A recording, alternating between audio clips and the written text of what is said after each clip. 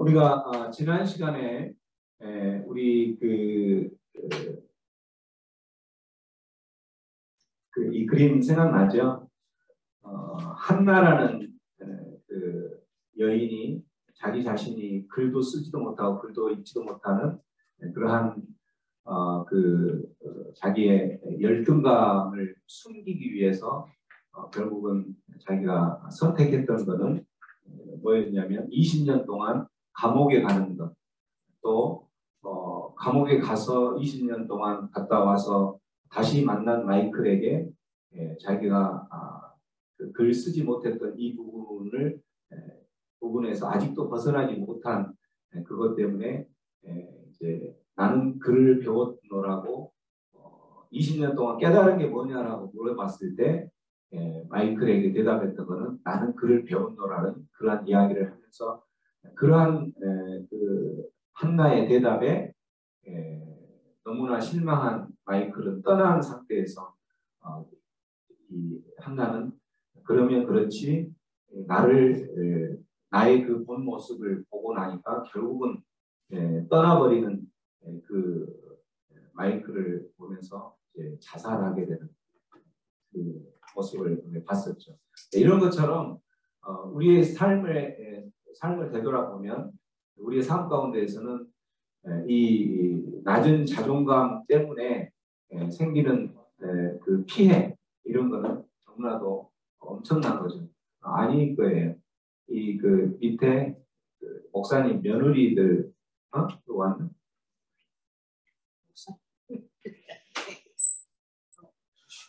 어서 오세요. 어서 오세요. 거기에 그 자가 키트 있어요. 한번 체크하고 오세요. 아니 그 목으로 하세요. 목으로. 아니 그냥 하시면 돼요. 뭐요? 공무원이어서 많이 해봤을까요? 네? 목에다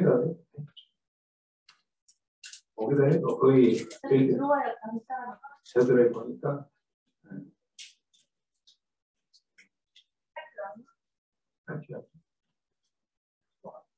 네. 그래서 한나는 낮은 자존감, 열등감 때문에 결국은 그렇게 처참한 20년이라는 시간을 보내고 또 이렇게 자살까지 하게 되는 그런 상황들을 보면서 우리들의 삶 속에서도 마찬가지 이 자존감이 낮은 열등감 때문에 굉장히 많은 피해를 보고 있죠. 살아가면서. 그래서 그 피해가 이제 우리의 삶을 되돌아볼 때 그 피해가 어떻게 하면 이 피해를 좀 줄일 수 있을까? 그 방법 중에 하나는 우리의 자존감을 회복하면 되는 거죠. 그래서 이 자존감을 회복할 때에 어제 이야기했던 것처럼 우리는 이 두 가지 삶에서 무엇이 우선순위로 삶을 지배하는가에 따라서 건강하게 살아가는 사람이 있는가 하면 그렇게 힘들게 피해를 보면서 사는 거죠. 실제적인 현실이라는 것은 실제 우리 객관적으로 누가 봐도 그렇게 일어나고 있는 현실대로 살아가는 사람이 있는가 하면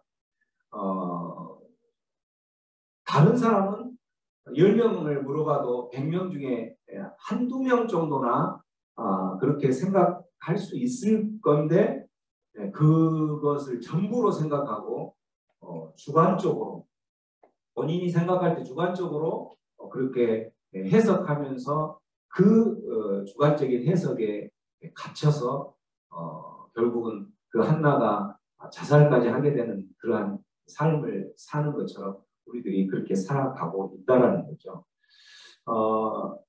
사실은 이제 그 열등감이라는 부분들을 우리들이 이제 오늘 강의를 할 거는 우리가 선천적으로 생기는 그 열등감들, 선천적인 열등감들이 어떤 거 있는지 한번 큰 소리로 한번 읽어봅니다. 시작. 과모 열등감, 집안 열등감, 교화 신기 열등감, 대들기만 하죠. 네, 후천적인 열등감은 오늘 저녁에 할 건데 후천적인 열등감은 어떤 거 있는지 한번 읽어볼게요. 시작. 능력 열등감, 가난 열등감, 학벌 열등감, 성폭행 및 왕따를 경험한 도시민 열등감, 자유비리로 인한 열등감 이런 것들이 우리의 삶의 열등감을 일으키는 종류들인 거죠. 우리가 그 낮은 자존감에 대한 그 열등감 때문에 그러한 회복이 없으면 그런 피해를 보면서 살아가는데 정말 그러한 것은 회복이 가능한 것일까? 우리가 지난 시간에도 했던 것처럼 회복이 가능하다 못하다? 가능하다. 네. 가능하다면 어떻게 가능할까? 어떻게 가능할까? 오늘 그거를 한번 이야기를 해볼 거예요. 우리가 이제 지난 시간에 당신은 정말 하나님의 사랑을 받는 존재이고 소중한 존재라는 것을 여러분 머리 가운데 생각나요. 왜 우리가 소중한 존재이고 하나님의 사랑을 받는 그런 존재라는 것을 이야기합니다. 뭐였었죠? 나는 어떤 사람이기 때문에 하나님의 걸작품이고 또 하나님으로부터 사명을 받은 사람. 어떤 사명을 받았었죠? 또 친밀한 하나님의 교제할 수 있는 예배자로서 부름 받은 것도 하나의 사명을 받은 거고 또 하나는 예수님 자리의 가치를 가진 그러한 사람들이기 때문에 나는 정말 그렇게 나타난다는 거죠. 하나님의 대리 통치자로서의 사명을 받았기 때문에도 그런 거예요. 그런데 이제 우리는 지금 살아가면서 하나님의 대리 통치자, 이 땅을 우리가 발을 딛고 살아가면서 이 땅 가운데에서 그 만나는 모든 것들을 정복하고 다스리고 그렇게 살아가야 될 우리가 결국은 어떤 모습이냐면 그 땅에 있는 세상 것들에 결국은 점령당하고 세상 것에 다스림 받고 살아가는 우리의 모습들을 보면서 우리가 그렇게 세상 것들에게 다스림 받고 정복당하며 사는 이유가 있다면 결국 하나님께서 우리에게 창조된 그 창조 목적대로 살아가고 있지 않기 때문에 그렇다라는 것을 이야기했었죠. 예수님 자리의 가치 이러한 것을 기억하면서 살아가는 사람은 자존감이 높은 사람이다, 낮은 사람이다? 높은 사람이다 라고 이야기를 했었어요. 그래서 이렇게 자존감이 높은 사람들이 결국은 자존감이 낮게 살아가고 있는 이유는 이런 정말 하나님의 사랑을 받고 하나님의 사랑 소중한 존재라는 것을 잊어버리고 살 때 그렇게 살아가는 거죠. 그래서 이 모든 그 소중한 존재로 우리의 정체성을 만들어준 가장 근본은 뭐냐면 하나님께서 우리를 향한 사랑의 증거라는 거죠. 하나님께서 당신을 사랑하십니다. 무엇으로 알 수 있을까요? 이러한 우리가 소중한 존재라는 것을 밝히는 모습들을 이렇게 사랑하시는 때에 하나님의 철저한 사랑인데 이렇게 사랑하실 때에 하나님은 어떤 조건을 가지고 사랑하는 것이 아니라 어떤 상황으로 사랑하시냐면 조건이 없는 무조건적인 사랑 이거를 우리가 흔히 말하는 아가페적 사랑 이렇게 표현하죠. 이러한 아가페적 사랑 우리가 어떤 그 세상 사람들이 사랑하고 세상 사람들이 그 사랑의 교류가 있을 때는 뭐가 있냐면 항상 뭐가 있죠? 조건이 따르죠. 조건. 네가 이러이러한 것을 해주면 네가 이렇게 나에게 잘 보이면 네가 뭐를 하면 이런 조건이 따른다는 거죠. 그러나 하나님은 우리를 사랑하실 때 그런 조건이 없어요. 그런 조건이 없이 하나님께서는 우리를 창조하셔서 사랑하시고 그러나 걸작품으로 만들어 놓고 너무나도 기뻐하신다는 거죠. 그렇게 기뻐하시면서 하나님께서 한 가지 원하시는 게 있다면 그렇게 아름답게 만들어 걸작품과 함께 내가 교제하고 싶다. 친밀하게 교제하고 싶은 이러한 것들을 원하는데 우리는 그러한 하나님의 깊은 뜻을 잊어버리고 어디로 우리의 눈이 향해 있냐면 세상 가운데로 향해 있다라는 거죠. 이 공주와 개구리라는 그 책에 보면 이제 그 마법에 마법에 걸려서 왕자가 개구리가 돼버리는 거죠. 근데 그 왕자가 개구리 마법에서 풀려날 수 있는 가장 좋은 방법은 사랑으로만 풀려날 수 있는 거예요. 그래서 그 마녀에 의해서 개구리가 된 왕자는 이제 그 사랑에 의해서 풀려날 수 있는 그런 기회를 찾고 하지만 개구리가 된 그 상황을 이제 어떤 배경을 모르니까 사람들이나 누구도 그를 사랑하지 않죠. 그러니까 처참하게 우물가에서 이렇게 어두운 데서 개굴 하면서 이렇게 지내고 있는 그러한 상황에서 어느 누구도 그 개구리를 쳐다보지도 않는 그러한 상황에 살고 있는 거예요. 그런데 우연히 공주가 공놀이를 하다가 그 공이 개구리가 놀고 있는 연못가에 빠졌을 때 개구리가 그 공을 공주에게 건져주죠. 그래서 그 공주는 그거에 고마워서 개구리를 그 왕궁에 데려가서 같이 지낼 수 있도록 허락을 하는데 그렇게 허락을 하면서 개구리에게 듣는 거죠. 너는 어쩌다가 그렇게 개구리 신세가 됐니? 라고 이야기하니까 이래 해서 내가 마술에게서 개구리가 됐는데 이 마술에서 벗어날 수 있는 유일한 방법은 사랑 아니면 벗어날 수 없습니다. 라고 이야기를 들으니까 그 이야기를 듣고 있는 공주가 어떻게 됐겠어요? 너무나도 가련하고 불쌍해서 그 이야기를 듣다가 그만 눈물이 흘려게 된 거예요. 그 눈물이 개구리에 똑 떨어지는 순간에 이 개구리는 그 마법에서 풀려나는 거예요. 그렇게 해서 결국은 이 공주와 다시 왕자가 돼서 그 왕자로 회복되어졌다라는 그 이야기. 이런 것처럼 철저하게 사랑으로만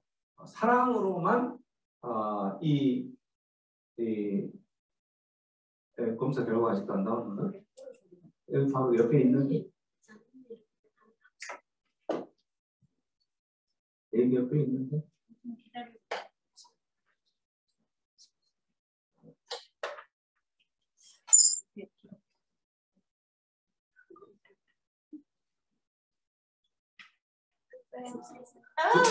한 줄이십니까? 한 줄이십니까? 한 줄. 축하합니다. 그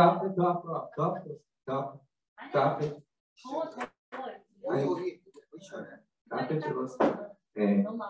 네. 그래서 결국은 그 마술에 빠진 마녀의 마술에서 벗어날 수 있는 유일한 방법은 사랑이었는데 공주의 사랑의 눈물에 결국은 왕자가 되어서 그 공주와 왕자가 결혼을 했다라는 이야기가 나오는 거죠. 이런 것처럼 우리가 자존감에 의해서 우리가 어떤 그 무너져 있는 개구리처럼 처참한 신세, 죄인의 신세 이런 상황에서 헤어날 수 있는 유일한 방법은 뭐냐면 사랑의 눈물이 흘렸을 때 하나님께서 로마서 5장 8절 말씀처럼 우리를 향하여서 우리를 위해서 그 사랑의 눈물이 뭘로 나타나냐면 예수님의 십자가에 흘린 피로 나타나는 거죠. 그걸로 인해서 결국은 이 왕자가 개구리 됐던 왕자가 살아났던 것처럼 우리 안에 무너졌던 자존감도 이 사랑으로 인해서 회복될 수 있다라는 거예요. 하나님 그 사랑을 기억한다면 회복할 수 있는 거죠. 로마서 5장 8절 말씀 한번 큰 소리로 한번 읽어봅니다. 시작. 우리가 죄인 되었을 때에 그리스도께서 우리를 위하여 죽으심으로 하나님께서 우리에게 자기의 사랑을 확증하시느니라.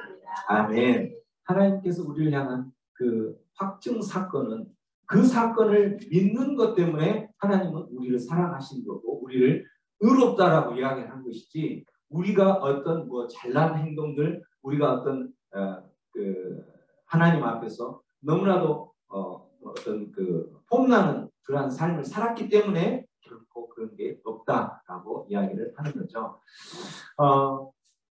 이제 선천적으로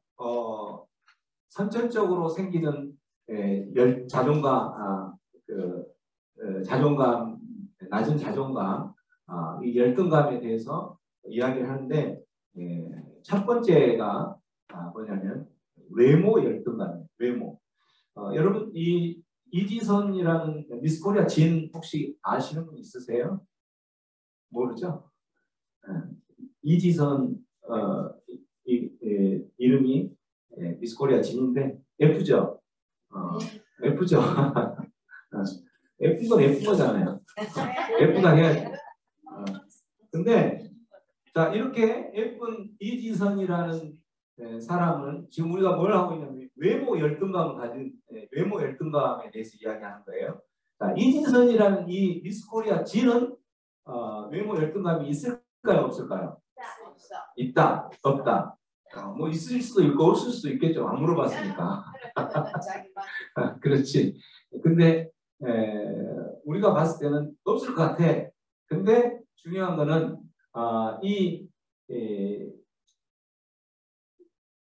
미스 코리아 진이었기 때문에 외모 열등감이 없다라고 생각을 하는데 그 반대로 미스 코리아 진이 아니어도 외모 열등감을 갖지 않는 사람이 너무나 많다라는 거죠. 꼭 미스 코리아 진이어야지만이 그러면 미스 코리아 진은 한 명이에요, 두 명이에요? 한 명밖에 없죠. 그 해에는 한 명밖에 없죠. 그 한 명 외에 나머지는 다 열등감을 가져야 되잖아요. 근데 그렇지 않다라는 거예요. 똑같은 이지선이라는 사람을 소개할 텐데 여러분 잘 알 거예요. 2000년도에 그 이지선이라는 이 사람이 이제 그 오빠가 퇴근하고 나서 오빠와 함께 차를 타고 집에 가려다가 음주운전하는 그 차에 의해서 교통사가 7중 추돌 교통사고가 생겨요. 그때 그 차의 7중 추돌 사고를 오빠와 함께 타고 가다가 7중 추돌 사고에 의해서 차가 부딪히면서 불이 나죠. 불이 나서 거의 한 55% 우리 몸의 55% 이상 그 전신 화상을 입게 되면서 결국은 얼굴도 거의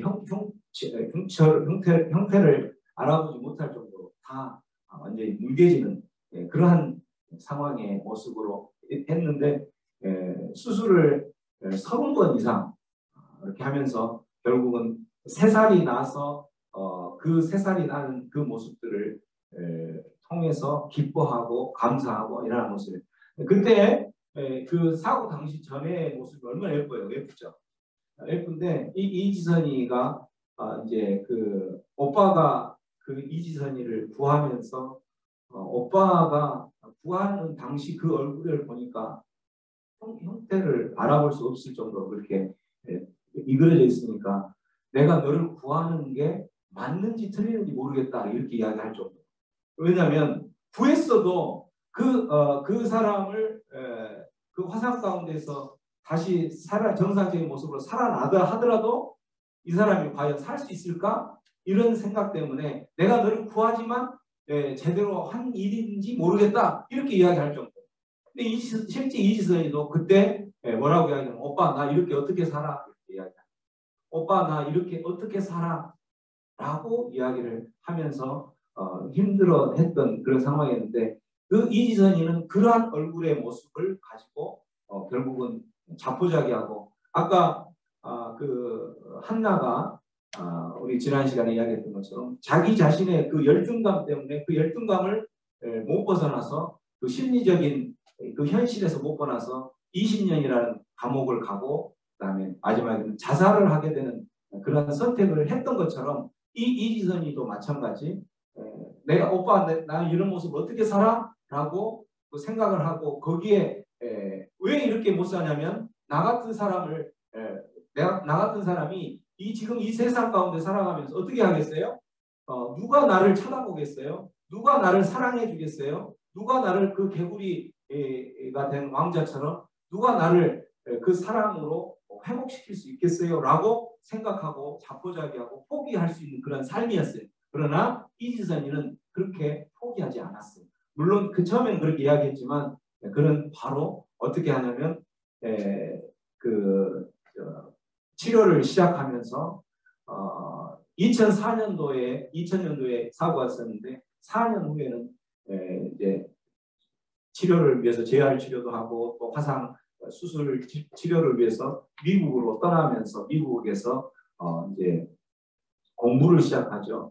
공부를 시작하면서 사회복지 뭐 이런 식으로 하면서 하다가 마지막에 2010년 10년 만에 UCLA 거기에서 사회복지사 박사학위까지 따게 됩니다.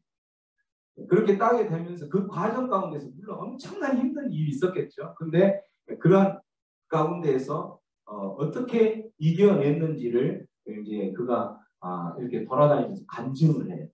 간증을 하는데 간증을 하면서 처음 모습이 저런 모습이었죠. 나의 이런 모습들이었는데 내가 이곳에서 처음에는 내가 오빠 나 이렇게 하면 어떻게 살아라고 이야기했지만 나중에는 지금 예전에 그 아름다웠던 얼굴보다 지금 나의 이 얼굴이 더 좋습니다. 이렇게 고백했다라는 거예요. 왜?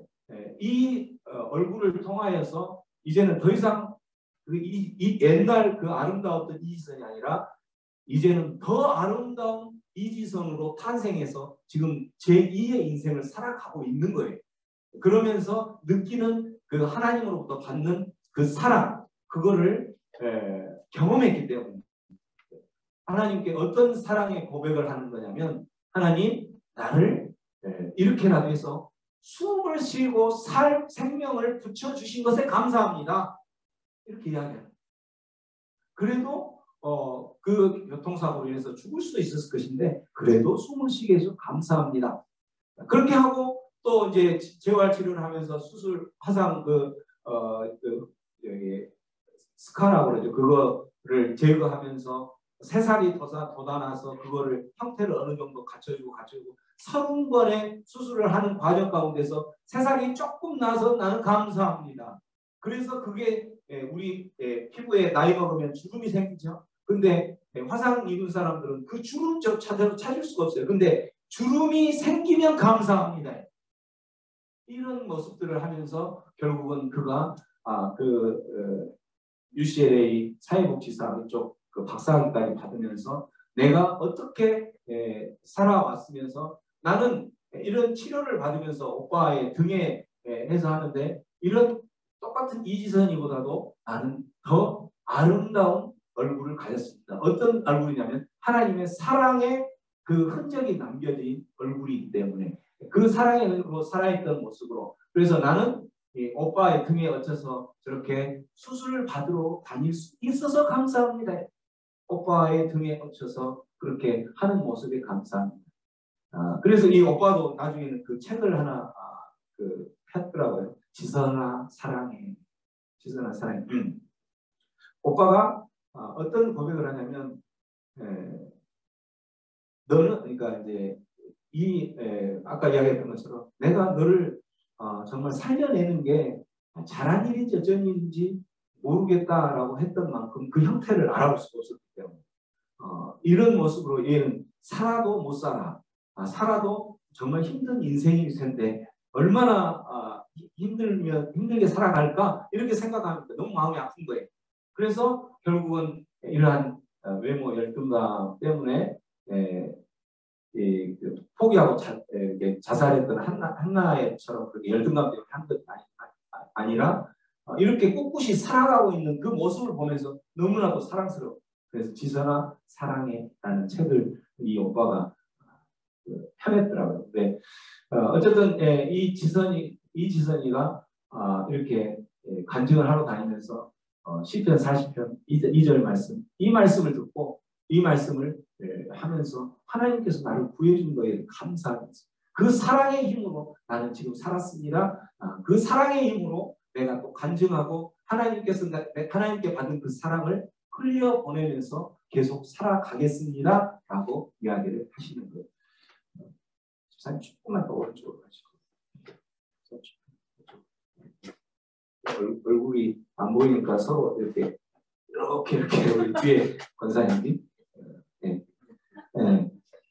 그래서 이러한 상황들을 자 시편 40편 2절 말씀 한번 우리 큰 소리로 우리 이지선 양이 어떤 하나님의 말씀에 힘을 얻고 이렇게 살아왔는지 한번 그 말씀이 내 인생에 힘이 되는 말씀이 되기를 소망하면서 큰 소리로 한번 읽어봅니다. 시작.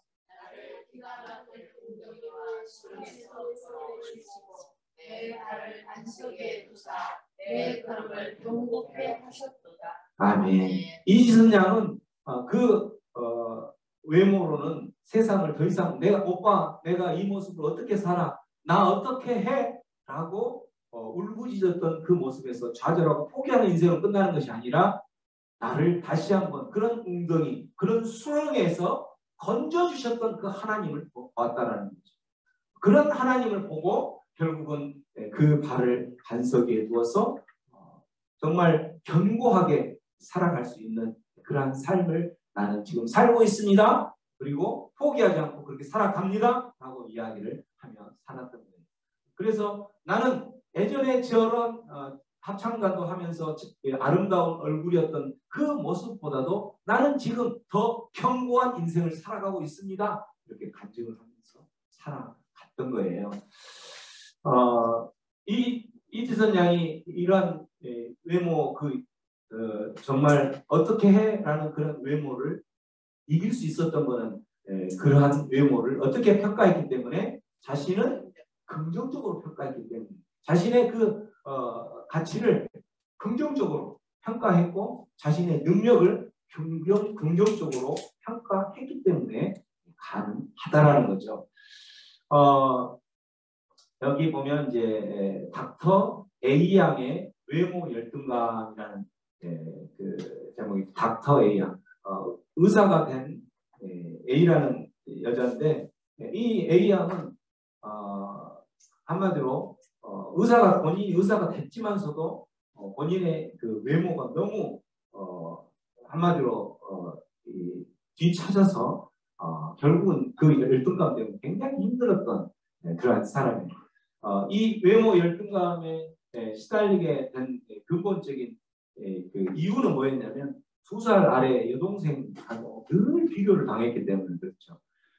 이 2살 아래 그 여동생은 굉장히 예뻤나 봐요. 예쁘고 이렇게 하는데 너무 얼굴도 틀리고 또 이 2살 여동생은 얼굴도 하얀데 본인은 얼굴도 검하고 그래서 결국은 이 2살 아래 여동생에게 모든 것을 빼앗기는 이러한 상황이에요. 실질적으로 어렸을 때 이제 여자애들이 가장 좋아하는 분홍 원피스 옷을 레이스가 달린 원피스 옷을 이렇게 보고 너무 좋아서 입고 싶다 하니까 그걸 서성거리니까 그 옷을 사줬는데 사주니까 어떻게 했어요? 너무나 좋으니까 거울을 보고 입어보고 또 다시 입어보고 또 거울을 보고 사진도 찍고 이렇게 하면서 하는 모습을 보고 엄마가 보니까 아무래도 저 옷은 네가 얼굴도 검하고 그러니까 저 옷은 동생에게 맞는 것 같아 하고 뺏어서 동생을 줬던.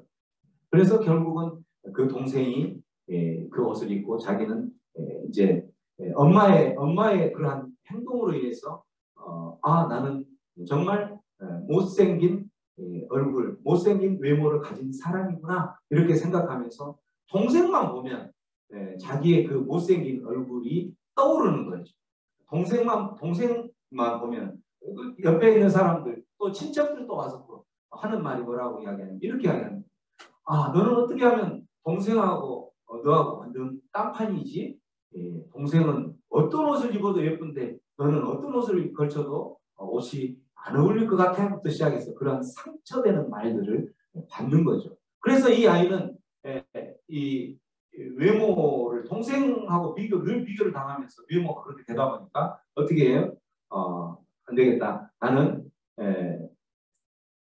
외모로는 안 되니까 공부를 열심히 해서 다른 것으로라도 이겨내야 되겠다 해가지고 공부를 열심히 해서 의대를 갔고 결국은 이제 의사가 됐죠. 근데 중요한 거는 의사가 되었음에도 불구하고 본인이 그러한 열등감에서 못 벗어나는 의대에 가고 의사가 됐으니까 또 남자들도 만나고 교제도 하게 될 건데 그리고 교제를 하더라도 늘 어떤 생각이 드냐면 저 사람이 언젠가는 나의 이제 물론 그렇게 그 외모 열등감 때문에 성형수술도 많이 했죠. 많이 뜯어 고치기도 하고 했는데 그럼에도 불구하고 못 벗어나는 거예요.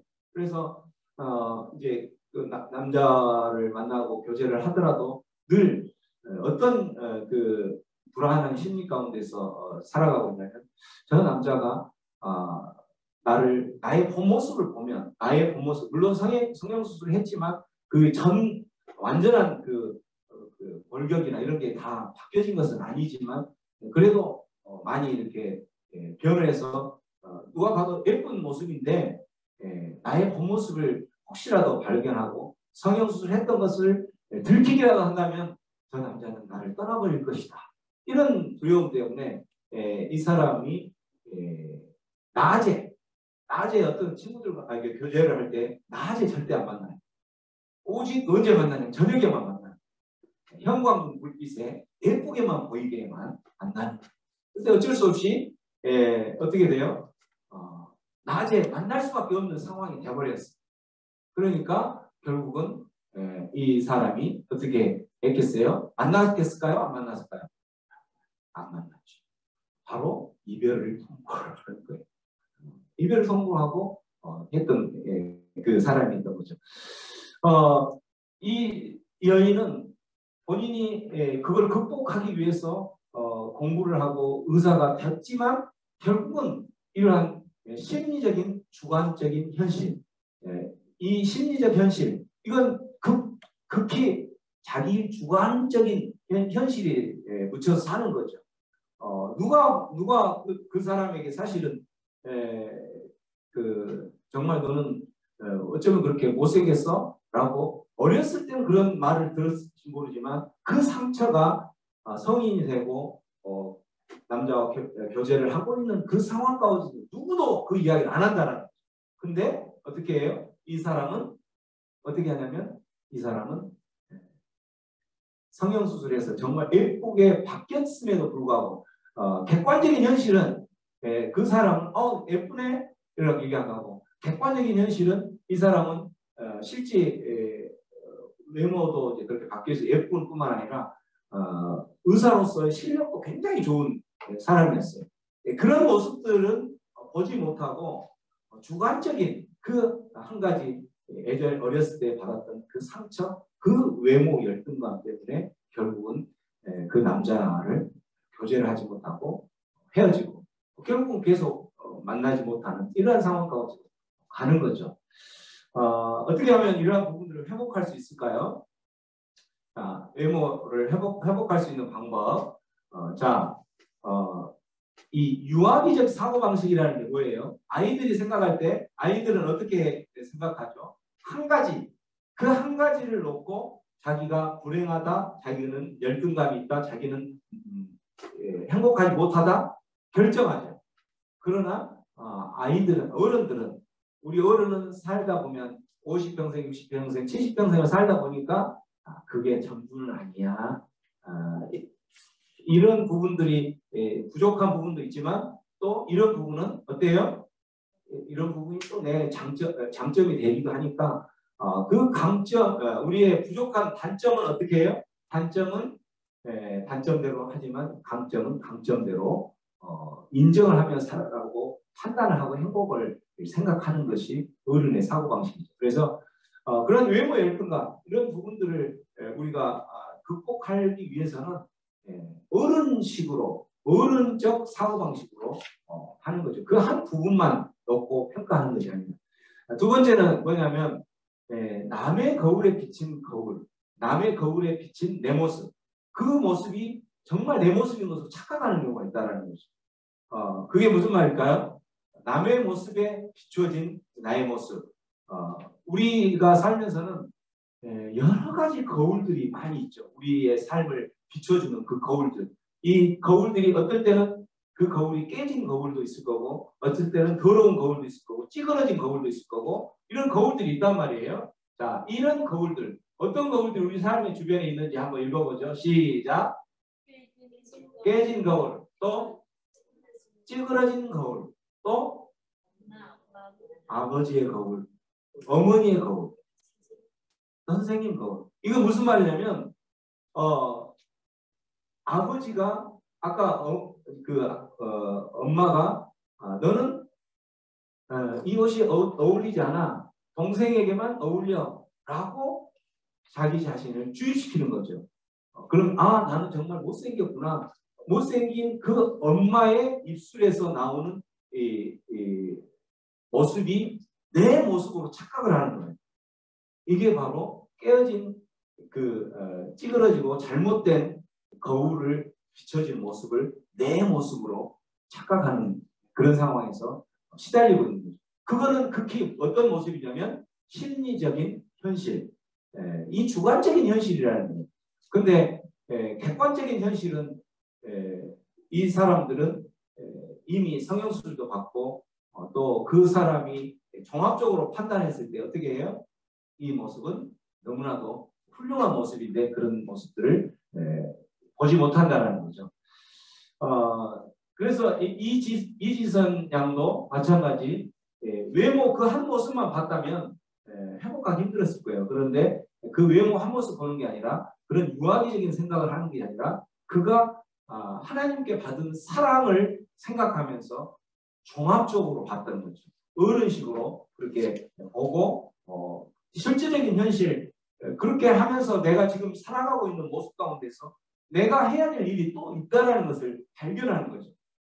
세상 가운데서는 정말 절망적인 모습으로 그렇게 포기하며 사는 사람이 너무나 많구나 라고 생각하고 이 모습들을 실제적인 현실을 발견하고 살아간 이 모습이 결국은 이 외모 열등감 가운데서 회복하게 되었다라는 거죠. 자, 이제는 외모 열등감을 회복할 수 있도록 우리가 원래는 이제 조를 이렇게 나눠 가지고 하는데 그렇게 할 시간이 안 되니까 그 앉은 자리에서 우리가 스스로 선포하는 시간을 한번 가져볼게요. 여러분들이 선포를 하면서 이 모습 안에 자기를 한번 넣어보시면 되는 거예요. 자, 함께 선포합니다. 이 선포하는 건 자기 자신에게 선포하는 거예요. 자, 한번 큰 소리로 선포해 볼게요. 시작.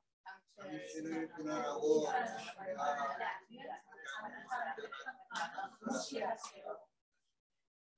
자, 함께 선포해 주기 두 번째 시작. 저는 하나님의 별작품으로 만들어진 사람이야. 너는 하나님으로부터 사명을 받은 자야. 너는 예수님 자리에 엄청난 가치를 가진 자다. 너는 하나님의 본이란다. 너는 하나님의 거룩한 백성이요 찬양한다. 너는 제사장 나라한다. 당신은 나는 그 제사장 나라다. 나는 왕 같은 제사장이요 제사장 나라란다. 함께 선포해 주기 세 번째 시작. 당신이 열등감으로 느끼는 것이 당신 인생의 전부라고 생각하는 것은 유아비적 사고 방식입니다.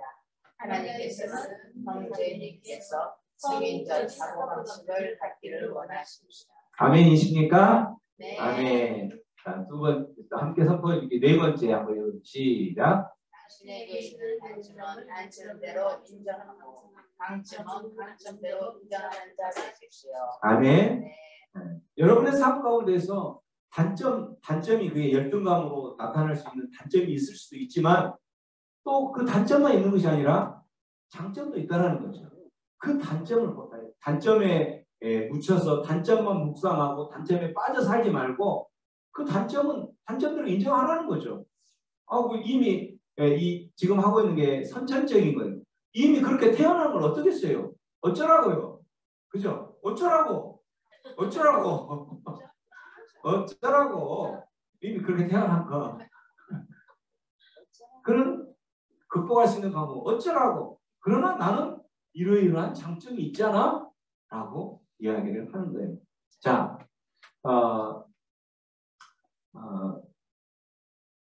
이렇게 외모 열등감은 여러분의 삶 가운데서 회복하면서 실제적으로 실제적인 현실과 심리적인 현실 속에서 그게 심리적인 현실이 우리의 삶을 이렇게 짓누르는 것을 승리하기를 축원합니다. 아멘. 키 열등감, 이제 우리 특히 남자들은 키에 대해서 굉장히 열등감을 많이 갖는 경우가 있죠. 이 이제 유명한 그 대학 이렇게 세미나를 인도하는 그 교수이신데 이분이 이제 유학도 갔다 오고 아주 유명한 교수라고 그래서 세미나에 초청을 지방 대학에서 초청을 했어요. 초청을 했는데 초청을 해서 이제 거기에는 한 300명 정도 청중들이 앉아 있는 상황이니까 이미 앉아 와 있고 다른 교수들도 와 있는데 이제 주 메인 강사가 이분인데 나머지 강사들 다 먼저 와 있었는데 이제 이분이 이제 들어왔었어요. 나머지 강사들이 와서 이렇게 의자에 있으면 신발을 벗고 의자를 딱 앉아야 되는데 다 앉아서 이제 메인 강사가 딱 도착을 해서 이제 가야 될 그쪽으로 앉겠다 했는데 계속 신발을 벗지 않고 두리번 하다가 머뭇거리는 거예요. 그래서 청중들은 왜 그러지? 왜 신발을 못 벗고 어쩔까? 라고 하는데 결국 이제 신발을 벗고 갔죠. 신발을 벗고 갔는데 자세히 보니까 그 신발이 어떤 신발이 이 신발이었어요. 10cm 높은 여러분 이런 신발 보셨죠? 그래서 이 신발을 놓고 벗어놓고 가는 모습을 보고 그 사회자가 재치 있게 우리 메인 강사님은 신발을 신고 거기에 올라가셔도 좋을 것 같습니다. 메인 강사니까 뭔가 일반 다른 강사님들하고 차별이 좀 있어야 되지 않겠습니까? 이렇게 재치 있게. 그러니까 그 순간 아이고 그래도 되겠습니까? 하고 감사합니다 하고 딱 그 신발을 신고 올라가는데 신발을 벗고 올라가 있는 상태에서의 모습하고 너무나도 차이가 나는. 신발을 벗고 올라가 있는 상황에서는 안절부절. 앉아있다가 일어섰다가 일어섰다가. 그럼 왜 그럴까 했는데 사회자가 재치있게 빨리 캐치를 했죠. 그리고 딱 신발을 신고 딱 올라간 순간에는 메인 강사 모습으로 딱 도착이 등장한 거죠. 왜 그랬을까요? 왜 그랬어요? 키의 열등감이에요. 이 사람은 이제 아무도 이 사람이 저 그래도 전문 강사인데 뭐 이렇게 저렇게 그 신발을 높이 신고 우리를 속였던 그런 강사였던 거야? 우리는 저 강사를 그렇게 유명하다고 초청한 거야? 뭐 이렇게 이야기를 한다거나 귓가에 계속 그런 소리가 들리는 거죠. 이런 소리를 아무도 그렇게 하지 않는데 심리적으로 주관적인 현실에 묻혀서 살아가는 이 교수는 어떻게 생각하냐면 그렇게 생각하는 거죠. 내가 저 신발을 그렇게 벗고 그 모습이 발견됐을 때 저 사람들이 그래서 내가 강연을 하더라도 이 사람들은 나의 그 강의에 귀 기울이지 않을 것이다. 비난의 소리와 이런 나를 그러한 조롱하는 소리만 할 것이다. 라고 이 심리적인 주관적인 현실에 묻혀서 그렇게 불안하고 염려하고 떨고 살아갔던 거예요. 그런 모습으로 나타났던 것처럼 철저하게 심리적인 현실과 주관적인 현실이 뒤바뀌면서 살아가는 사람의 모습인 거죠. 우리의 삶 속에서도 그런 경우가 많이 있죠. 심리적인 현실이 정말 절대적인 객관적인 현실처럼 나타나는 그렇게 나타나는 것처럼 그렇게 나타납니다. 이제 성기 열등감과 남자들이 주로 많이 이제 나타나는 건데 어떤 그 P라는 청년이 성기 열등감 왜 그 열등감이 어렸을 때 친구들하고 우연히 공주 목욕탕에 이제 한국 사람들 많이 같이 가잖아요. 같이 갔는데 친구들이 하는 이야기가 누구야? 피야. 네 고추 어디 있어? 이렇게. 고추 어디 있는 거야? 있긴 있는 거야? 막 이렇게 하면서. 그러니까 완전히 있다면은 완전히 뭐 토끼네 토끼. 예. 실제 내 토끼 고추가 얼마나 큰지 한번 봤어요. 토끼 고추 이만한데. 토끼네 토끼. 이게 이제 상처가 돼가지고 실제 이 친구는 그 이후로는 공주 목욕탕을 가지도 않고 결국 이 친구는 어떻게 이제 살아가냐면 절대 아프지 않으려고 하는 거예요. 왜 아프지 않으려고 했겠어요? 혹시 아파서 수술이라도 받게 된다면 수술 받을 때 그런 뭐 고추나 이런 것들이 다 노출이 되니까 얼마나 그걸 보고 비난할까라고 생각하고 그렇게 하고 결혼도 안 하고 모든 걸 포기하고 살았거든요. 그러다가 우연히 정말 내 고추가 적을까? 그런 그 생각에 비뇨기과를 갔어. 가가지고 갔는데 그 비뇨기과 의사에 하는 말, 당신의 그 성기는 극히 정상입니다. 크기도 극히 정상입니다. 이렇게 받았던데. 그렇게 이 청년은 어땠어요? 실제적인 현실, 극히 정상이었던 성기를 가졌는데 그는 그 주관적인 현실, 심리적인 현실, 친구들에 의해서 그 상처받았던 그 심리적인 현실이 그의 삶을 송두리째 뺏었던 거죠. 그래서 결혼도 못하고 결국은 그렇게 살아가면서 아프지 않아야 될 이유가 철저하게 수술실 안 가기 위해서 내 그 성기가 드러나지 않기 위해서 그렇게 살아가는 이 실제적인 현실의 삶에 사는 것이 아니라 철저하게 심리적인 그런 있지도 않는 근거도 없는 이런 삶을 살아가고 있다는 거죠. 이런 삶이 얼마나 힘들었겠어요. 그 삶이 우리의 삶 속에서도 마찬가지죠. 우리의 삶도 이러한 있지도 않을 근거도 없는 이런 것에 그런 소리들, 그러한 그 잣대, 그런 잣대에 힘들어서 살아가는 사람이 너무나도 많다는 거죠. 벗겨진 이마 열등감, 벗겨진 이마 열등감. 여러분 누구예요? 이덕화. 이덕화가 이런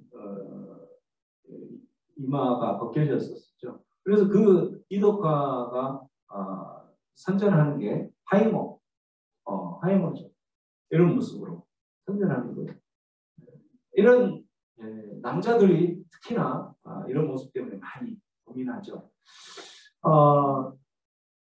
남자들은 이제 이런 벗겨진 모습으로 이제 남자의 외모죠. 외모.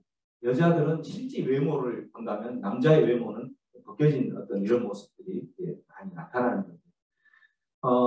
저도 이제 그 어느 날 친구들을 초등학교 친구들을 만났는데 35년 만에 만났어요. 35년 만에 만나니까 사람이 완전히 달라졌어요.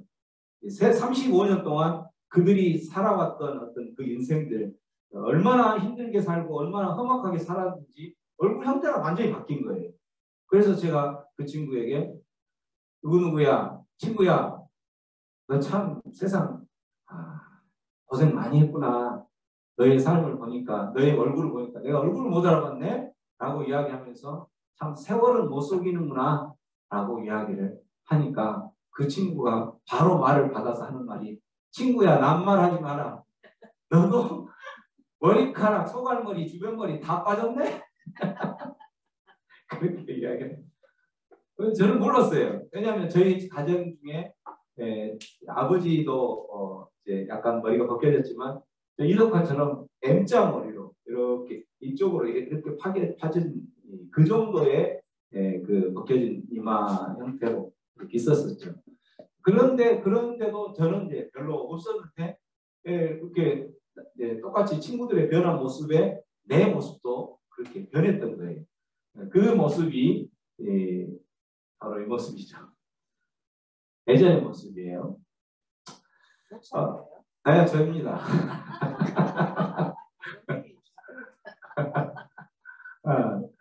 이런 모습이어서 이제 그 친구 말을 듣고 난 순간부터는 갑자기 어떤 생각이 드냐면 진짜네?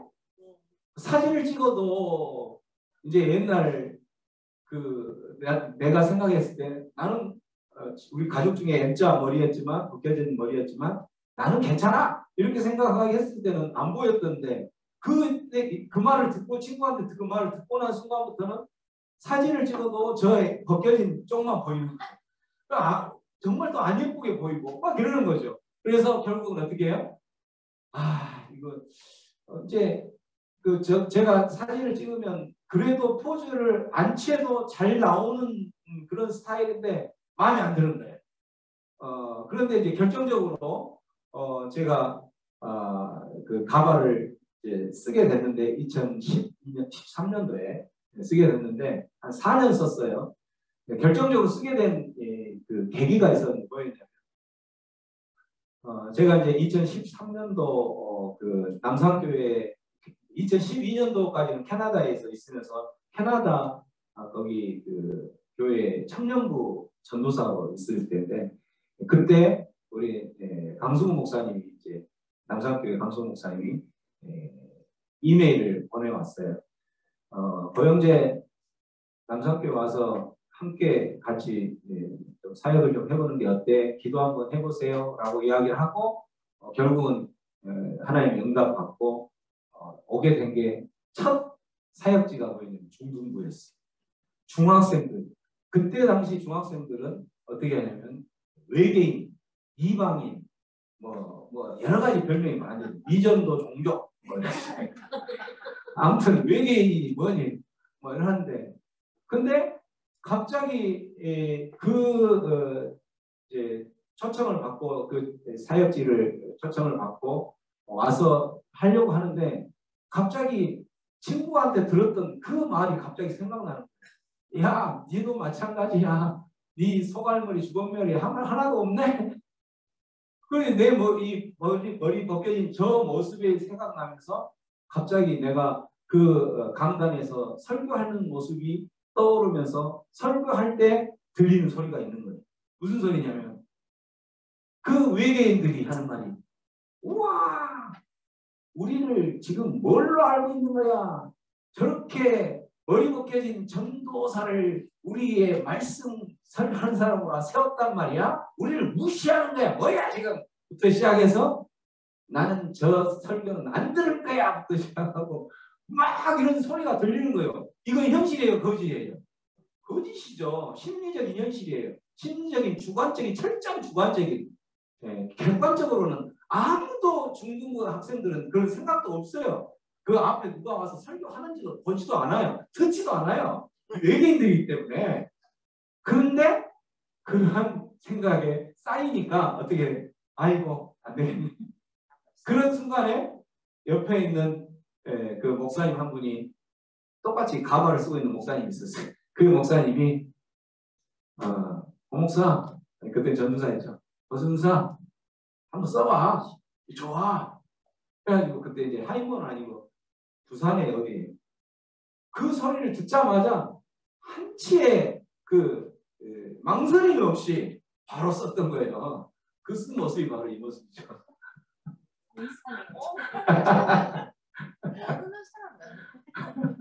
완전히 달라지죠. 이게 이제 중국에 저렇게 쓰고 중국에 말씀 선교하러 다닐 때 일주일씩 다닐 때 모습이에요. 중국에. 네, 그렇게 쓰고 결국은 중등부 사역을 시작해서 4년간 중등부 2년, 고등부 2년 4년을 하고 그 다음에 이제 청년부로 올라갔는데 그때가 2017년이죠. 2017년 그 청년부로 올라갈 때 그때 여름 수련회 때 자존감을 회복하라는 이 수련회를 했어요. 하면서 이걸 준비하면서 내가 계속 이 가발을 쓰면서 이렇게 살았던 이유는 철저하게 객관적인 어떤 이 중등부들 그 외계인들 이들이 아무런 생각도 없고 나 관심도 없어요. 사실은 그들이 예배당에 왔지만 그들이 관심 있는 건 뭐냐면 빨리 이 예배를 참석을 하면 엄마가 나에게 용돈을 준다고 했으니까 부터 시작해서 이 예배 끝나고 나면 친구들하고 어디 놀러 가야 되니까 뭐 이런 생각밖에 없지. 그 앞에 전도사가 머리가 벗겨졌는지 어떤지 아무 생각이 없어요. 근데 거기에 해서 내가 이렇게 썼구나라는 걸 생각하면서 내가 청년들에게 나는 이제 그 심리적인 현실에서 벗어나겠습니다 하고 가발을 벗었던 거예요. 그때 벗었어요. 그때 벗고 나서 그래도 조금 이제 저기를 하기 위해서 수술을 한번 했죠. 수술. 저기 씻는 거 하고 그거 하고 나서도 머리가 많이 빠졌는데 조금 했는데 최근에 우리 또 김미옥 집사님이 아주 좋은 기계를 하나 좋은 아주 효과 있어요. 정말 효과 있습니다. 이 광고 넘기잖아요. 이전에 좀 넘기고 있습니다. 네, 넘기고 있습니다. 네. 네, 홍보료 나중에 좀 챙겨주는 게 왜냐하면 지금 이게 전국으로 퍼지고 있거든. 이 전국으로 이제 줌까지 가고 있으니까.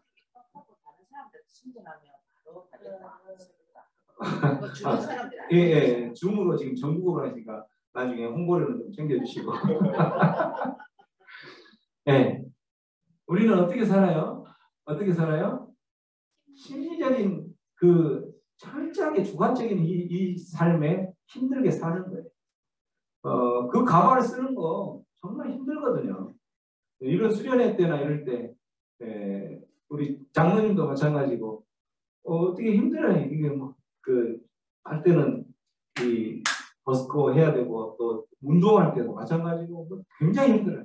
나중에는 저는 이렇게 똑딱이로 했었는데 똑딱이 이쪽으로 붙이고 이쪽에 딱 이렇게 딱 붙이니까 나중에 이쪽만 뻥 부러진 탈모 딱 되더라고요. 동그랗게. 똑딱이를 이렇게 고정하는 것. 굉장히 힘들거든요. 근데 그러한 우리의 모습, 객관적으로 우리의 모습도 벗겨진 대로 또 아름답잖아요. 그렇죠? 뭐 괜찮잖아요. 괜찮잖아요. 그런데 이러한 심리적인 현실에 갇혀서 살다 보면 그 힘든 인생을 사는 거예요. 그래서 저 가발을 저는 벗었던 거죠. 우리가 이제 성기, 벗겨진 이마, 특히나 이제 남성들에게 있어서 이렇게 나타나는데 대부분 어디서 이런 심리적인 현실에 갇히냐면 비교의식에서 갇히는 거죠. 비교의식. 뿐만 아니라 다른 사람들의 모습들, 우리의 어떤 이마의 모습으로만 봤을 때는 다른 사람들의 모습과 조금 더 멋지지 않으면 어때요? 그 모습 하나는 우리가 멋지지 않을 수 있죠. 이 모습 하나만 보고 결정하고 나는 불행해 심리적인 현실에 갇히는 모습의 삶을 사는 사람은 유아기적인 삶을 산다는 거죠. 그러나 이건 나는 이런 모습. 그래서 지금 거기서 조금 더 자라서 머리 이렇게 넘길 수 있다고 해서 너무나 행복하잖아요. 얼마나 행복해. 네, 행복해요. 아주 행복해요. 이러면 되죠. 그리고 또 다른 모습들에 저에게 장점이 많잖아요. 그죠? 그 모습을 보고 나를 봐야지. 그 어떤 한 모습만 보고 그 모습으로 아까 이야기한 그 친구의 깨어진 거울 안에 비춰진 나의 모습, 친구한테 들려진 그 음성만 보고 거기에 묻혀서 갇혀서 살 필요가 없다라는 거죠. 마음의 패러다임을 바꿔야 된다. 회복하기 위해서는 마음의 패러다임, 그 생각의 관점을 바꾸라는 거죠. 그렇지 않으면 회복이 안 된다는 거죠. 전 세계 인구의 70억의 인구 중에서 지문이 같을 수 있는 확률이 뭐냐면 180억 분의 1이라는 거죠. 그건 거의 같지 않다는 거죠. 실제 일란성 쌍둥이도 지문이 달라요. 이거 바로 뭐예요? 하나님께서 일란성 쌍둥이인데도 지문이 다르게 만들었다라는 것은 나만의 지문, 나만의 그 삶을 위해서 계획하시고 나를 창조하셨다라는 거죠. 이 모습을 갖고 살아간다면 심리적인 현실 거기에 갇혀서 힘들게 살 이유가 있겠습니까? 없겠습니까? 없겠습니다. 없겠습니다. 주어진 내 인생 정말 사랑하며 사십시오. 여러분의 삶 가운데 장점들이 엄청 많아요. 그 장점들 너무나도 많은 그 장점대로 만족하며 기뻐하며 살아가면 되는 거죠. 자, 이제 워크숍을 한번 해봅니다. 우리 아까 했던 것처럼 선포 한번 해보세요. 자, 우리 밑에 한 사람씩 이제 여기 하는데 전체 다 같이 한번 해봅니다. 시작. 나는 오직 하나님께서 십시고 유일하게 나에게만 주어진 내 인생을 살 것이다. 그래서 작은 기도나 거기에서만 하나님께서 또 가담을 그들이 용기를 하자. 나의 모습을 위해서 놀라운 계획을 기다리겠습니다.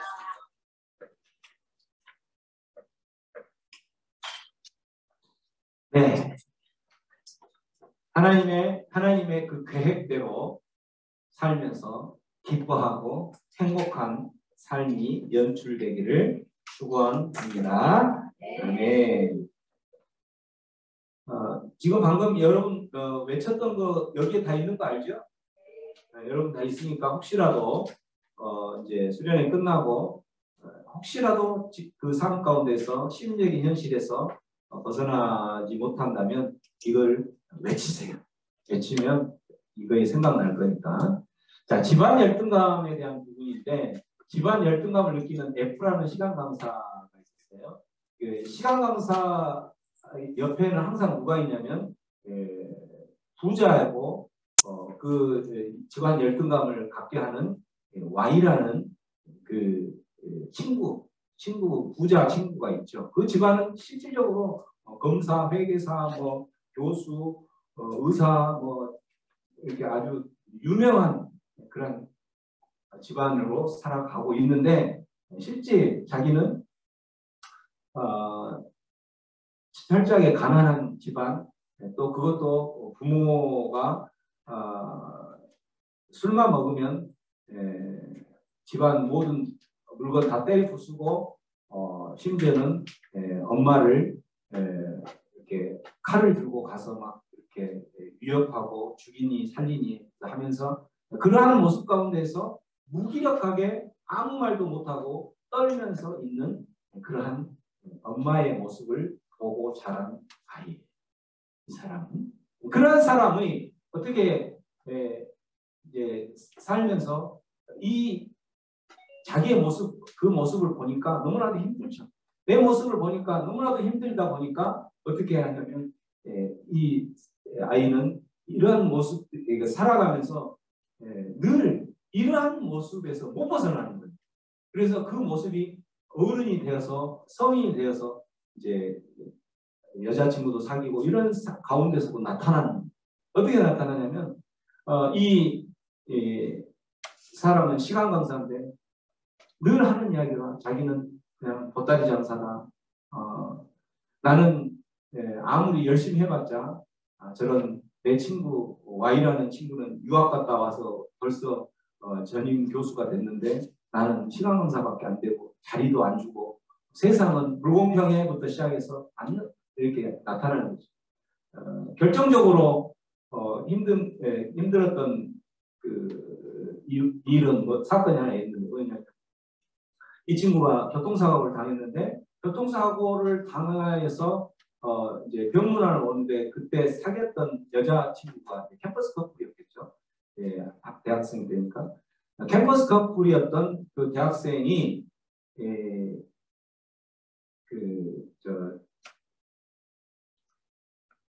병문안을 같이 오는데 누구랑 같이 오냐면 Y라는 그 고등학교 때 친구 그 친구랑 같이 와서 결국은 그 친구하고 병문안 와서 친구 F라는 이 친구의 병문안을 중점을 두는 것이 아니라 자기들끼리 이렇게 수다거리고 웃고 이렇게 하면서 결국은 그러한 삶으로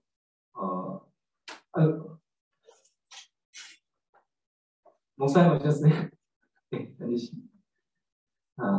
결국은 그 모습을 보면서 이 F라는 청년은 어떤 현실에 생각을 들고 모습으로 하는 거냐면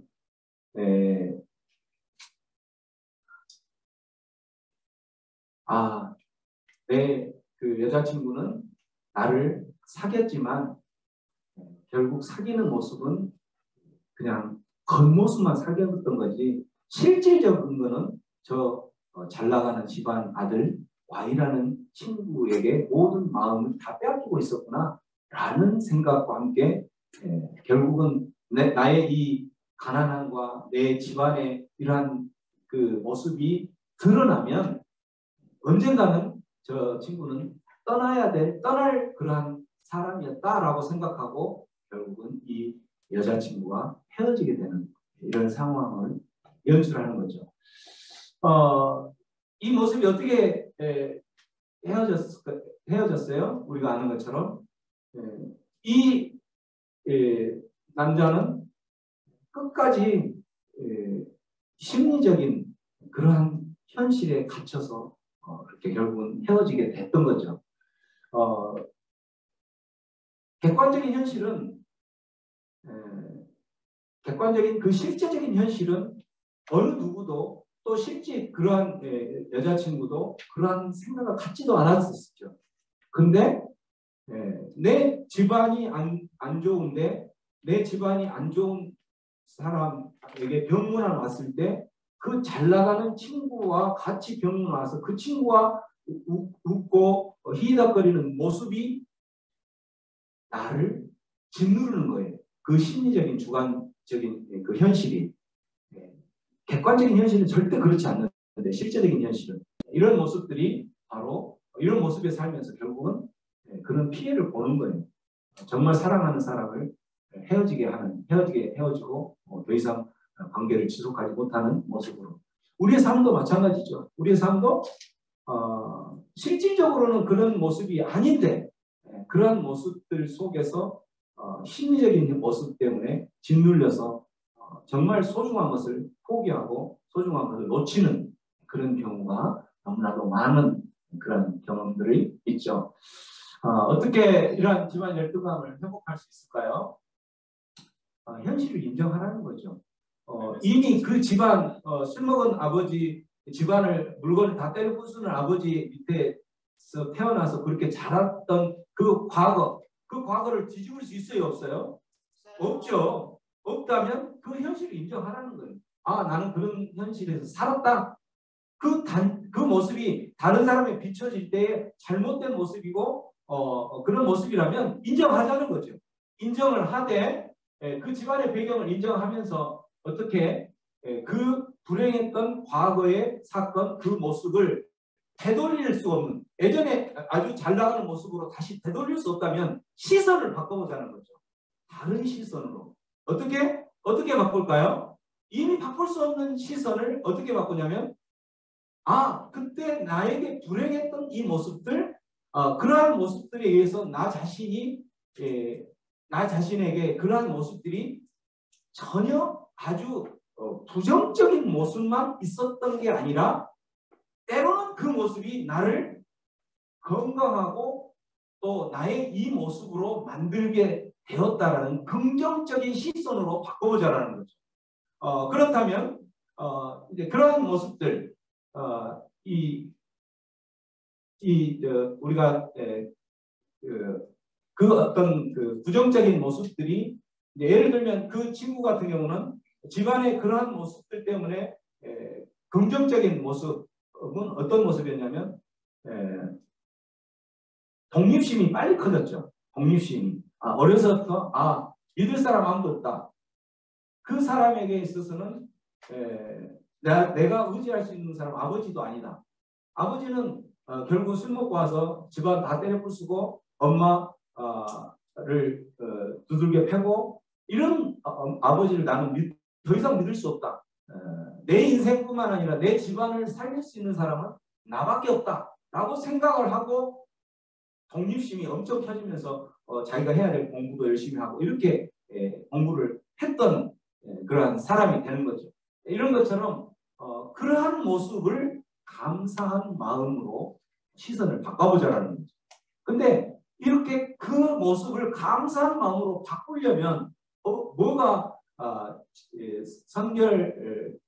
먼저 해결이 돼야 될 문제가 있는데 그게 바로 뭐냐면 용서해야 되는 거예요. 누구를? 아버지를 용서하지 않으면 그게 안 되는 거예요. 그 아버지를 용서해야 되는 거예요. 아버지의 그 모습을 싫지만 그 모습 그대로 인정하고 지금은 다시 되돌릴 수 없기 때문에 용서한다라는 거죠. 그게 용서하는 그게 시선을 바꾸는 첫 단추가 되는 거죠. 어떻게 용서를 하냐면 쉽지 않죠. 그런 아버지 용서한다는 게 쉬운가요? 그렇지 않죠. 우리가 어떤 사람 나에게 정말 상처를 주고 나를 힘들게 하고 그 사람 앞에만 가면 힘들었던 사람을 용서한다는 건 쉽지 않다는 거예요. 그 용서를 결국은 우리가 주님 가르쳐 주신 그 기도의 모습대로 그 용서를 하는 거예요.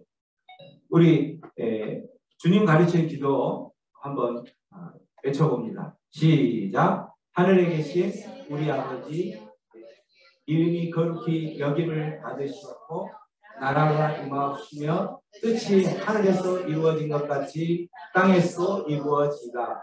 오늘날 우리에게 일용할 양식을 주옵시고 우리가 우리에게 죄 지은 자를 사하여 준 것 같이 우리가 우리에게 죄 지은 자를 사하여 준 것 같이 우리 죄를 사하여 주옵소서. 이렇게 돼 있죠. 이 주기도문처럼 이거를 잘못 해석하면 내가 다른 사람을 용서할 것이기 때문에 나를 구원해 주세요. 구원의 근거가 내가 다른 사람을 용서하는 나의 공로로 그걸 해석을 할 수 있다는 거죠. 그게 아니고 용서의 근거는 하나님께서 이미 우리를 구원해 주셨어요. 하나님께서 구원해 주셨는데 그 구원해 주신 우리가 하나님의 백성이 된 자가 그 성경에 보면 10,000달란트 빚진 자이죠. 빚진 자. 10,000달란트를 빚진 자가 10,000달란트를 다시 갚으려면 갚을 수 있을까요? 없을까요? 못 갚는다. 10,000달란트라는 것은 요즘 금액으로 말하면 몇백억이 되는 거예요. 몇 천억이 되는 거겠죠. 그 빚을 갚을 수가 없어요. 근데 그 빚이 우리가 하나님께 빚을 졌는데 그 빚을 탕감을 시켜주는 게 하나님이라는 거죠. 너희들은 그러한 10,000달란트 빚진 것을 탕감받은 자인데 그 10,000달란트 빚진 탕감받은 자에게 하나님께서 요구하는 게 있다면 100데나리온은 하루 품삯이죠. 100일 품삯을 빚진 사람에게 탕감해 주라는 거예요. 이 탕감해 준 게 용서라는 거죠. 이런 것처럼 여기에서 우리가 우리에게 죄진 자를 사하여 준 것처럼 이 말은 이미 우리는 구원받은 10,000달란트 빚진 그 탕감받은 자로서 우리가 이 100데나리온의 빚을 탕감시켜 줄 수 있는 사람이라는 거죠. 우리가 우리에게 죄진 자를 사하여 준 것 같이 하나님 나는 이미 그렇게 하나님의 자녀가 되었기 때문에 하나님의 자녀가 된 그러한 사람으로서 나는 당연히 100데나리온의 그 빚진 자를 탕감해 줄 수 있는 것처럼 나는 그러한 사람입니다 라고 고백하는 게 기도예요. 하나님께서 우리에게 가르쳐주신 예수님께 우리에게 가르쳐주신 기도라는 거죠. 우리가 우리에게 죄 지은 자를 사하여 준 것 같이 우리는 그런 사람입니다. 우리는 그렇게 죄 지은 사람을 사하여 줄 수 있는 사람입니다. 그렇기 때문에 우리가 그럼에도 불구하고 또 살아가면서 어떤 죄를 연약하기 때문에 또 지을 수 있지만 그런 죄를 용서하여 주세요. 이 뜻이에요. 이 주님께서 가르치신 기도처럼 우리가 용서할 수 있는 이유가 바로 뭐냐면 도저히 용서할 수 없죠. 어머니를 그렇게 두들겨 패는 아버지를 용서할 수 없죠. 술만 먹으면 집안 때려 부수는 그 아버지를 용서할 수 없죠. 그러나 용서해야 된다는 거죠. 왜? 우리는 이미 10,000달란트 빚진 그러한 빚을 탕감받은 자이기 때문에 예수님께서 가르치신 기도의 제목처럼, 기도의 모습처럼 우리는 용서할 수 있는 자들이기 때문에 용서하라는 거죠. 또한 이를 악물고 의지적으로 용서한다는 거죠. 우리가 사랑하거나 이럴 때는 정말 사랑할 수 없는 사람을 사랑하라고 하죠. 근데 그 사랑할 때는 의지적으로 사랑하는 거죠. 안희숙 여사라고 이제 그 독립운동을 했던 분인데 그분이 그 책을 죽으면 죽으리라는 책을 지을 때 책을 썼는데 그 책에서 나오는 내용 중에 보면 이런 게 있죠. 우리가 어떤 사람을 사랑하고 우리가 어떤 사람을 용서할 때에 용서하라는 것은 용서할 수 없는 사람이기 때문에 용서하라는 거죠. 이미 용서할 수 있는 사람이었다면 용서했겠죠. 이미 사랑할 수 있는 사람이었으면 사랑했겠죠. 그런데 사랑할 수 없기 때문에 사랑하라는 거예요. 그렇다면 우리가 어떻게 사랑할 것인가? 의지적으로 이를 악물고 사랑하라는 거예요. 주님께서 가르치신 그러한 기도의 힘으로 의지적으로 이를 악물고 죽으면 죽으리라 라는 그 책에 보면 그렇게 나오는 거예요. 이를 악물고 의지적으로 사랑하는 거예요. 마찬가지로 용서 어떻게 하냐? 의지적으로 용서하는 거예요. 내 마음에는 용서할 수가 없지만 내 마음에는 어떻게 그 아버지를 용서할 수 있어요? 어떻게 그 어머니의 그런 울부짖는 모습 가운데 내가 자란 모습 가운데 용서할 수 있어요? 그러나 용서해야 된다는 거죠. 왜 용서해야 되는지는 나중에 한번 보는데 용서해야 되는 이유가 그렇게 용서하지 않으면 내 자존감이 회복이 안 되니까 그래요. 용서하지 않으면 내 자존감이 회복이 안 되니까 결국은 우리가 용서할 때에 자존감이 회복이 되고 하나님께서 용서를 하지 않는다는 것은 아까 이야기한 것처럼 그러한 심리적인 현실 지금도 아버지가 그 어머니를 때리고 있는 그런 모습에 살아가고 있는 거예요. 지금 그 현실이 실제적인 현실인가요? 아버지가 지금 어머니를 때리고 있나요? 그렇지 않죠. 그런데도 지금도 그렇게 때리고 있는 것처럼 살고 있는, 그래서 힘들어서 그 아버지를 용서하지 못하는 거예요.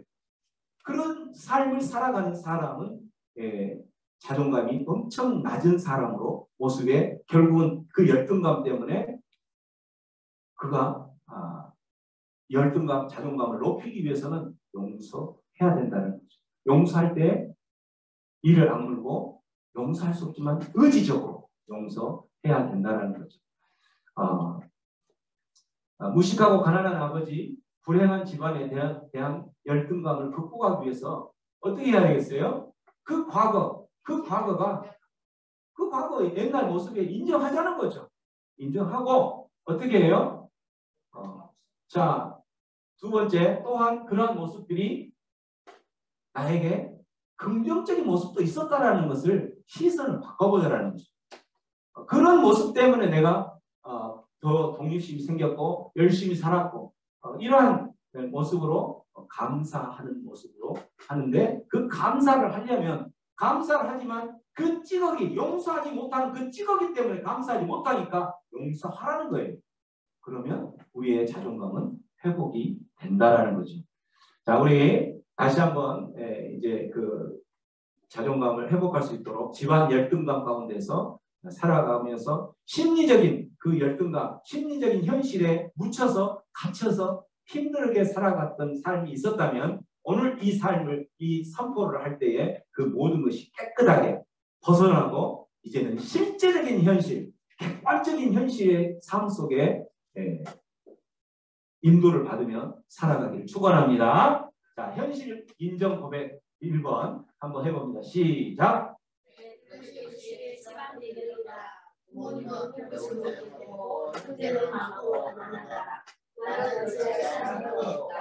너와 정말 내 인생이 편했을 텐데 라는 생각이 잠들할 때가 많았다. 그러나 내게는 배우지 할 힘이 없다.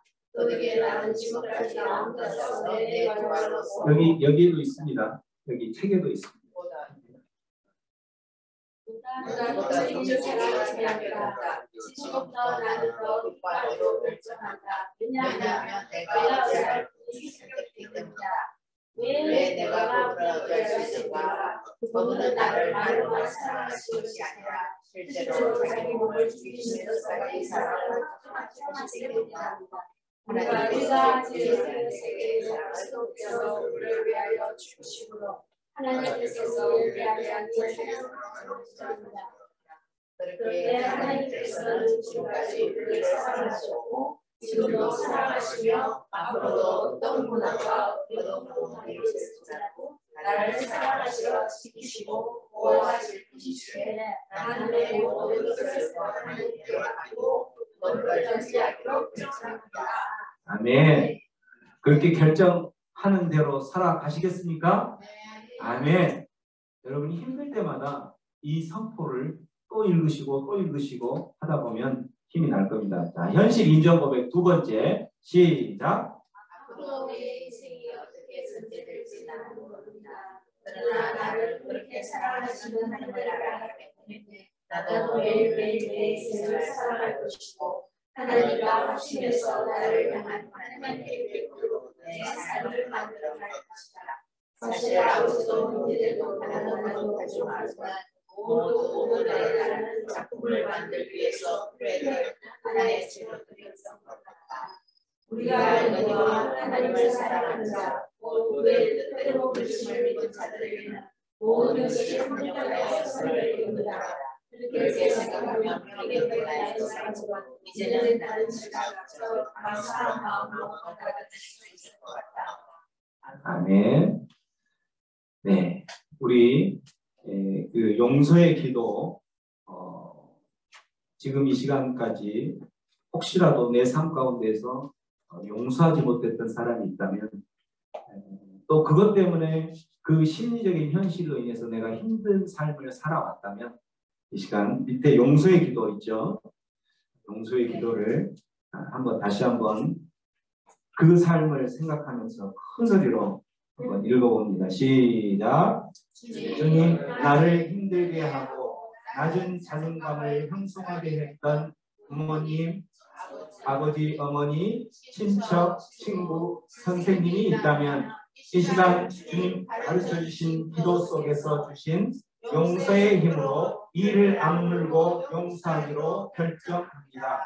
이렇게 용서하기로 결정한 이유는 내 기도가 막히지 않기 위해서이고 결국은 내 자존감이 회복되고 내가 살기 위해서인 것임을 깨닫게 하심을 감사합니다. 아멘. 여기서 기도의 내용처럼 우리가 용서해야 되는 이유는 용서하지 않으면 여러분의 신앙의 성숙이 없어요. 용서하지 않으면 기도가 막히죠. 용서하지 않으면 항상 내 삶 속에서 끓고 들어 올라오는 것은 분노밖에 없죠. 용서하지 않으면 사랑이 흘러갈 수가 없는 거예요. 용서하지 않으면 나는 하나님의 자녀가 아니라는 거예요. 용서하지 않으면 기도가 막히고 신앙이 막히고 예배가 막히고 용서하지 않으면 하나님 앞에 어떻게 기도할 수 있겠어요? 내가 그러한 형제를 향하여서 내 부모를 향하여서 나와 관계 있는 그 사람을 향하여서 분노가 끓고 있으면서 하나님 사랑합니다? 말도 안 되는 거죠. 하나님을 사랑하는 것은 내 형제를 사랑한다라고 보이지 않는 하나님을 사랑한다고 하면서 내 형제를 미워하면 거짓말하는 자라고 하나님께서 말씀하셨잖아요.